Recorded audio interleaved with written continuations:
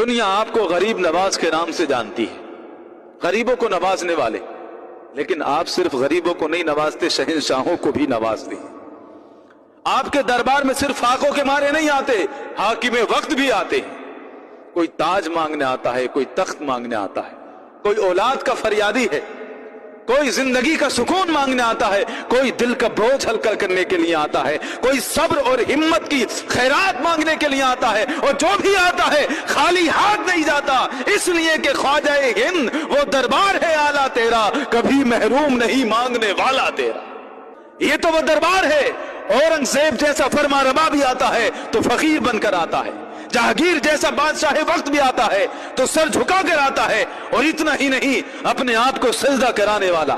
دین الہی کا موجد، اپنے آپ کو انداتا مشکل کشا سمجھنے والا، وہ بھی جب اولاد کے لیے تاپتا ہے تو اسی دربار میں اپنے دامن کو پھیلا دیتا ہے۔